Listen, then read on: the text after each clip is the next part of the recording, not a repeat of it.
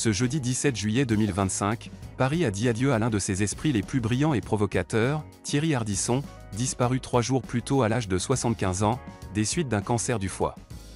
Et comme il l'avait souhaité, cet adieu ne ressemblait à aucun autre point. C'est dans la célèbre église Saint-Roch, surnommée la paroisse des artistes, que s'est tenue cette cérémonie très spéciale, à 16h30 pile, comme prévu par l'homme en noir lui-même.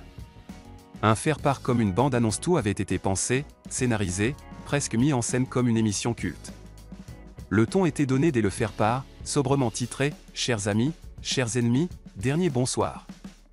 Un clin d'œil à ses célèbres entrées en plateau. Il y était précisé que la cérémonie serait réservée aux invités, et l'inhumation organisée dans la plus stricte intimité. Mais le plus étonnant, c'était cette consigne vestimentaire inhabituelle: « Merci de venir habillé en Thierry Ardisson, avec ou sans lunettes noires, point. » Noir intégral, costumes ajustés, silhouette élégante, un hommage vestimentaire à celui qui avait élevé l'autodérision et l'élégance noire au rang d'art. Des adieux signés de sa plume jusqu'au bout, Thierry Ardisson a gardé la main sur sa sortie de scène. Un dossier posthume avait été envoyé aux rédactions, contenant les instructions pour les médias et la liste des personnalités à contacter: Philippe Corti, Laurent Baffy, Léa Salamé, Catherine Barma, Marie-France Brière, entre autres. Points sur la carte d'invitation, une signature finale tout en jeu de mots: Rock Never Dies, clin d'œil à l'église Saint-Roch et à l'esprit rock'n'roll d'Ardisson.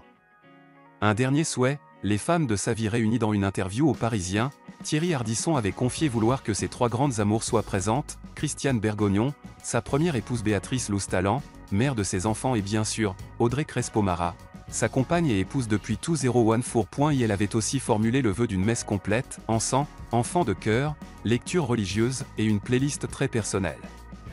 Une bande-son inoubliable parmi les morceaux choisis pour accompagner cet ultime au revoir: Lazarus de David Bowie, In My Life des Beatles, dans une version rare par Sean Connery, des chansons de John Lennon, Jean-Louis Aubert, George Harrison, une cérémonie à son image, élégante, ironique, spirituelle, et terriblement touchante.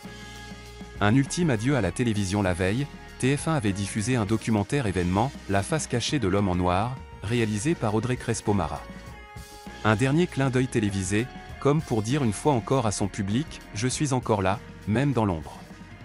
Thierry Ardisson est parti comme il a vécu, en homme libre, stylé et inclassable.